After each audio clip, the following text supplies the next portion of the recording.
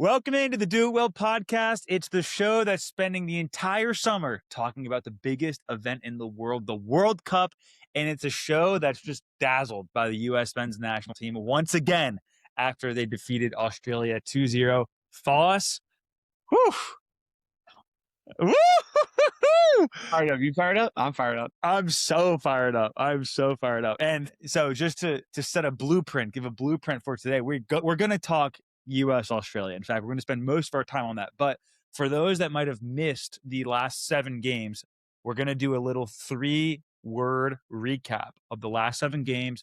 Then we'll talk about U.S. v. Australia. And then, of course, we'll finish up with some doing it well, not doing it well. We start with a trivia question. Mrs. Producer, fire up that trivia question. So Okay. the trivia question is, which team has appeared in the most World Cup finals? Is it A, Argentina, B, Brazil, C, France, D, Germany, or E, the Dutch? I'm gonna go Germany. That is my final answer. What's your thought on how many? How many times do you think they've been to the final? I think they've been in it 8 times, and I think Okay, they've won. I think they've won 4. I think they've won half of their appearances. Yeah, it's not E. The Dutch have been to 3 and lost all 3. It's not France. I'm between Brazil and Germany. The obvious answer is Brazil because they have the most with 7. 5 World Cup titles. 5 World Cup titles? I think. I'm off. You're right. It is. Is it 5? Yeah. Someone back check me. You know what? I will say. I'll say B, Brazil. So Foss is going with D, Germany. I'm going with B, Brazil. What is the correct answer? The correct answer is, it's Germany with 8. Foss. Nice ChatGPTing during the question. That's cool, dude. That's really cool. I should be like this. You're right. I should be. Yeah. No, you're right. Germany has won 8, 4 wins, 4 losses. It's pretty cool. Pretty cool. To go. I mean, it's been a rough last couple World Cups for them, but they're on the come up again. Yeah. No, I do think they look. I don't know. They could have something to them this year. Absolutely. I mean, they beat Curacao, who are legends. Right. Okay, so let's do our 3-word recap of the last 7 games. We start with Ghana versus Panama. Ghana won 1-0. And my 3-word recap for this game is just in time. Because this Ghana team waited until the 95th minute to finally score. I thought that they had the better of Panama. They should have won this game. It took them until the 95th minute to do it. But I'm happy Ghana won because after watching Senegal versus France, I am just so impressed with the African fans that it's been tough for me to watch them either draw or lose 8 out of their 10 games. So only 2 teams from AFCON have won a game. It's Ghana and it is Ivory Coast. It'll be Morocco. No, Ivory Coast beat Ecuador. Right. Yeah, you're right. Ivory Coast beat Ecuador. Ghana beat Panama, and Morocco's going to win today. They're playing right now. Yeah, I think they're up 1-0. Up 1-0. Okay. Nice. Then I have Czechia versus South Africa, which was just dumb, silly fun. I think like the immediately you might say like, oh, that game sucked. It was actually like it was entertaining to watch.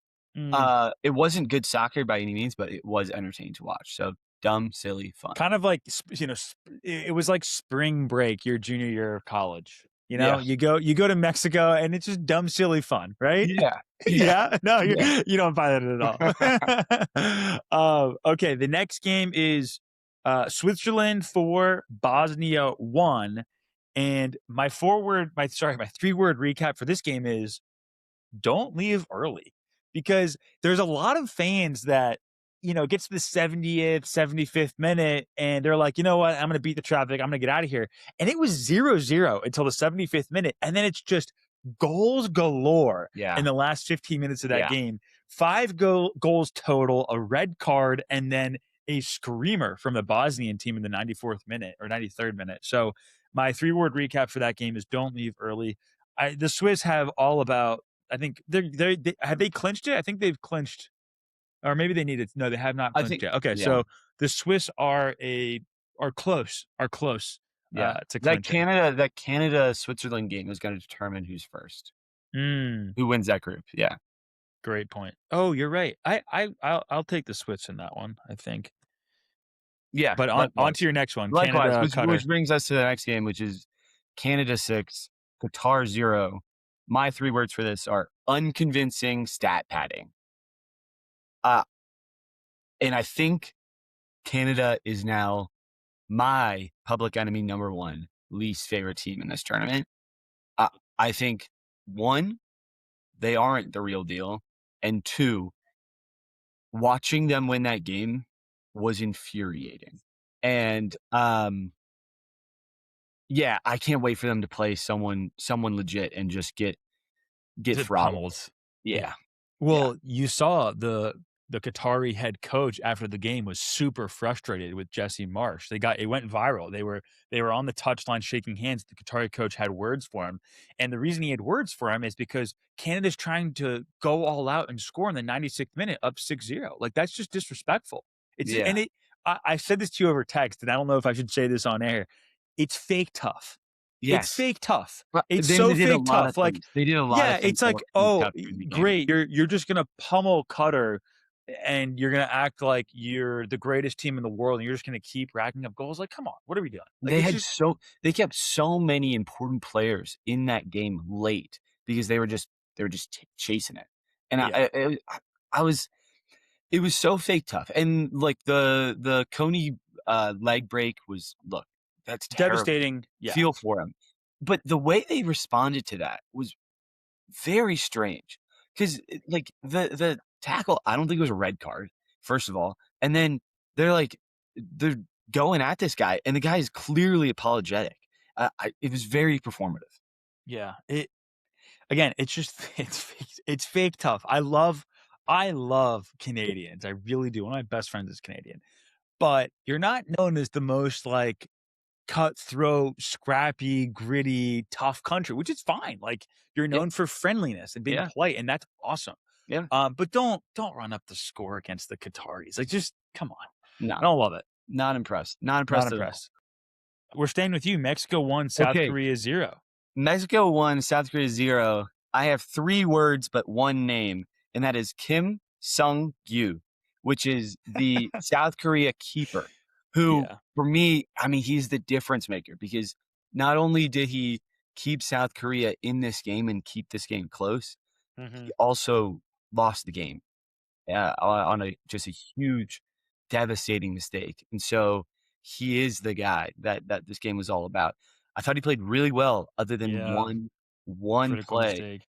and I think, like, if he doesn't make that mistake, I think South Korea was probably the better team, but They had Kim that Sung-gyu. they had that chip which got cleared off the line by that Mexican Yeah. defender. Yeah, yeah, yeah. So, I mean, credit to Mexico for pulling out 2 wins, but I said before the tournament when we were previewing the games, I said Mexico would surprise people with how bad they are.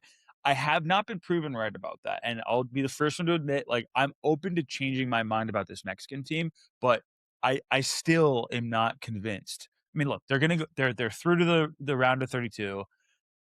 They're not gonna crash. I don't think they're gonna crash out in dramatic fashion in the round of 32, but I will stand by my prediction that they don't break their curse and get past the round of 16 because Yeah. I don't buy them. No, I I don't don't either. think they've looked impressive. I think South Korea has looked far more impressive than they have. So, them beating a weak South African side and then kind of, I would say, getting a little fortunate against the South Koreans, to me, is not convincing. Yeah, I agree. It'll be interesting to see what Um, South Korea does against South Africa.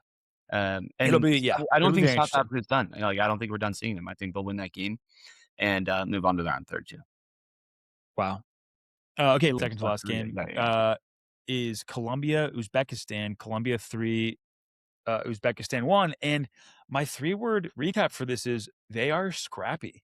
And that's this Colombian side. And I think no play epitomizes the Colombian scrappiness better than their third goal. It's the 93rd minute or 92nd minute, and their winger Fernandez is in a physical battle with the Uzbekistan left back. They're both kind of wrestling, getting gritty. They both fall on the ground. And this Colombian guy just instantly gets up. And because he gets up first and so quickly, he's able to get a service out, and his teammate's able to finish it off at the back post. And if you watch the play, it's all grit, it's all heart, and I it's know just exactly what you're scrappy. talking about. Yeah. Yeah. I know the Yeah. exact play you're talking about, dude. 100%. 100% scrappy. Super scrappy. And I think this Colombian team has some talent. They got Luis Diaz, and if they can I think I'm not gonna say that they're my dark horse of the tournament, but they're a team that you shouldn't look past if you are a football juggernaut. Yeah, it'll be interesting to see them play someone that's not Uzbekistan. Um, but I Dude, totally why? agree. Why? Really agree.